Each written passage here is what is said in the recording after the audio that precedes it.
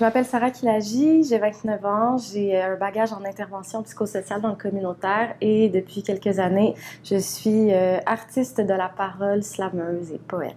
Mon nom est Jamil Assoum, de mon nom d'artiste Jam Khalil. Je suis un rappeur, un artiste et un créatif. Yo, je m'appelle Chokwe et je suis un rappeur puis je suis un storyteller. Je suis d'origine marocaine. Je suis née d'un papa marocain, d'une maman québécoise blanche. Je suis née à Montréal, mais j'ai vécu au total 7 ans au Maroc, dont 5 années de secondaire, avant de revenir à 18 ans à Montréal pour continuer de vivre ma vie. Mes deux parents viennent du Liban, donc mon identité justement est affectée ou formée, je dirais plus, par plein de différents éléments. Je suis né au Congo, j'ai grandi en Zambie et maintenant j'habite à Rimouski, Québec. Ça fait déjà 4 ans que je suis ici. Toute mon adolescence, j'ai vécu en Zambie. Et puis la culture, je pense comme un Zambien, je pense comme un Congolais. Et vu que je suis au Québec, des fois aussi, je pense comme un Québécois aussi. Ce que j'aime le plus de mon identité pluriculturelle, en fait, c'est que elle m'a rapidement permis d'avoir accès sur le monde. Le fait que j'ai été influencé par tellement différentes cultures et tellement différentes perspectives de la vie, je dirais plus, ça me permet justement, quand quelque chose est différent de moi, à être plus facilement, non seulement empathique, mais aussi juste compréhensif voilà, de différentes réalités. Ce que j'aime de mon identité, d'avoir habité dans plusieurs pays, c'est que j'apprends beaucoup de choses. Puis les choses que j'ai apprises en Zambie, les choses que j'apprends ici au Québec, et les choses qui m'expliquent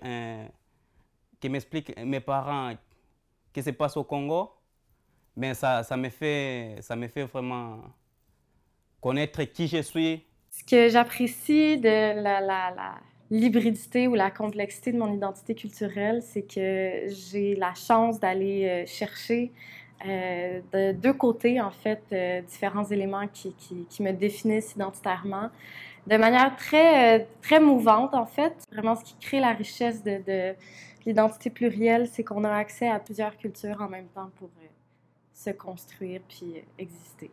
Pour définir une identité biculturelle ou pluriculturelle, il faut d'abord penser à définir ce qu'est l'identité. Donc, l'identité, c'est qui je suis. Bon, ça peut paraître très simple comme question, mais c'est très complexe. Donc, c'est les valeurs que je porte, les groupes auxquels je m'identifie, les personnes auxquelles je m'identifie, les choses auxquelles je m'identifie, mais aussi toutes ces choses et ces personnes-là et ces groupes-là auxquels je ne m'identifie pas. Et alors là, il faut peut-être prendre le temps aussi de définir ce qu'on entend par la culture. On a tous notre vision de ce qu'est la culture. On peut en parler en termes de tous ces éléments liés par exemple à des traditions, des coutumes, des croyances, des rites, une langue, une histoire. Tous ces éléments donc qui sont persistants et qui sont partagés, qui lient un groupe. La personne qui revendique donc une identité biculturelle ou pluriculturelle va puiser dans cet héritage double ou pluriel en bricolant.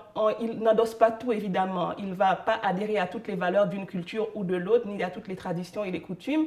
Il va choisir certains éléments et prendre de la distance par rapport à d'autres. La recherche a documenté qu'il se fait de manière plutôt harmonieuse. Parfois évidemment il peut y avoir des tensions, des conflits, parce que les cadres de référence, les 2 cadres ou les 3 ou 4 cadres de référence auxquels l'individu se réfère, peuvent être plus ou moins proches. C'est sûr que je l'ai vécu.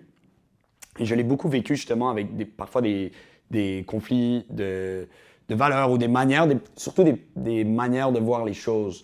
Par exemple, la sexualité, chez moi, est vraiment pas vue, ni traitée, ni parlée de la même manière qu'à l'école, où on me l'enseigne, peut-être parfois pas assez, mais comme où on essaie de me l'enseigner, et où on en parle entre amis, avec les enseignants, et clairement que chez moi, c'est vraiment pas quelque chose qui est mis de l'avant. Lorsqu'on m'approchait avec cette énergie-là de comme c'est pas bon les familles où on parle pas de tel sujet, alors que chez moi c'était comme ça. Mais c'est sûr que je me sentais confronté et là je me disais, est-ce que mes parents ont tort? Est-ce que ma famille a tort? Est-ce que ma culture d'origine a tort?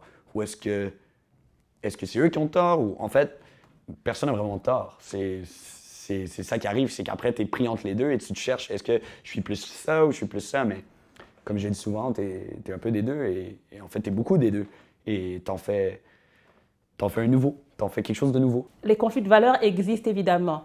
La difficulté à concilier les 2 cadres ou les 3 cadres de référence culturelle.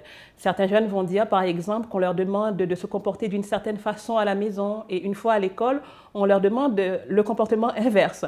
Ou alors, il y a aussi des injonctions contradictoires. On leur dit à la maison qu'ils sont, par exemple, chinois et puis à l'école, on leur dit vous êtes québécois. Et puis, eux, ils ont de la difficulté parfois à se situer par rapport à tous ces discours. Ils le disent, mais ils arrivent aussi à...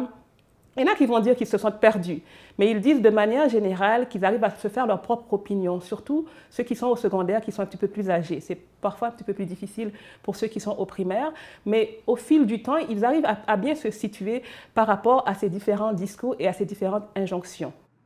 Les conflits de valeurs, je dirais que c'est quelque chose qu'on vit tous et toutes, peu importe notre bagage, peu importe notre background.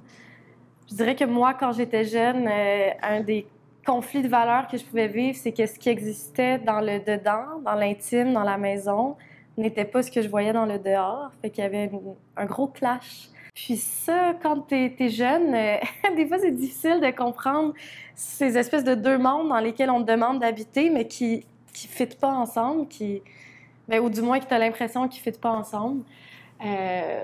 Mais ouais, je pense qu'en vieillissant, c'est quelque chose aussi qui finit par se tempérer parce qu'on comprend que les choses peuvent se fondre l'une dans l'autre. Quand on arrive souvent à vaincre l'adversité et qu'on arrive à se sentir chez soi, par exemple dans le pays de nos parents ou dans le pays où on est né ici, ça fait qu'on a plusieurs chez nous et on se sent chez soi, on est capable de se sentir chez soi avec des gens d'ici et d'ailleurs. Qu'on soit arabe, haïtien ou asiatique, ou peu importe, souvent quand on est issu de l'immigration, il y a beaucoup de... Tu sais, on va souvent entendre genre « Ah ouais, nos parents, ils étaient comme ça. Ah, yo, toi aussi, moi aussi, mes parents étaient de même. » Tu sais, il y a beaucoup de trucs qu'on connecte. C'est comme un défi d'arriver à se sentir chez soi dans plein de places, parce que souvent, ce qui nous arrive, c'est qu'on se sent chez soi de nulle part.